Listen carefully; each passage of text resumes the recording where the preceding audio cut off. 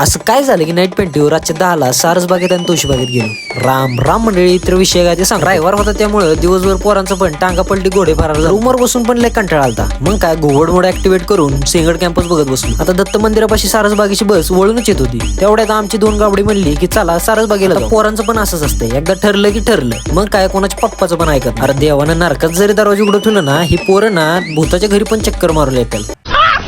मस्त जोक मारा रे, या हस रे हलकट हस. आता याच्या अगोदर पण म्हणलेलो, जी माझ्या पोरांसोबत फिरण्यात आहे ना ती पोरींसोबत पण, कारण इथे ठरवून काहीच होत नाही. सारसबागेतले कपल लोकांना डिस्टर्ब नको म्हणून खाऊ गल्लीत मोर्चा वळवला. त्यात बारकी पोरगी म्हणत होती, मम्मी माझं नाव गेली तू मजा करती. उनका सुख है मेरा सुख है, उनका दुख है मेरा दुख है.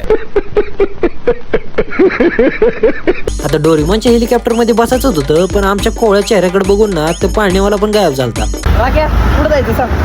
सरळ रस्ता दिसलीकडे जायचंय, बाकी काय नाही. 52 पोटातल्या कवळ्याचा उपवास मोडायला सिलाई चौकात मस्तपैकी फेमस एसपीडीपी खाय 2 गाबड्यांसोबत पुन्हा कोळपत बसलो. वाहिन्यांना महागातलं सोनं आणि कपडे घेऊन थकलो होतो वाघ. मग काय गड्यांना म्हणलं चला एकदा तुळशीबाग.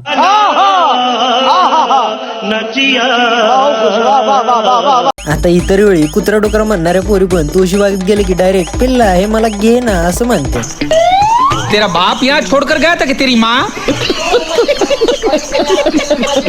आपला एकटा जीव सदाशिव असं म्हणत तुळशीबागेतून डायरेक्ट दगडूशेठ गणपतीला गेला. त्यानंच आम्हाला आरतीसाठी बोलवलेलं असंच वाटत होतं, कारण गेल्या गेल्या बाप्पाची आरती करून गणपती बाप्पा मोरया म्हणत कातरच्या बसनी मस्तपैकी घरी निघालो. चला मस्त गेला आजचा दिवस, भेटूया उद्या.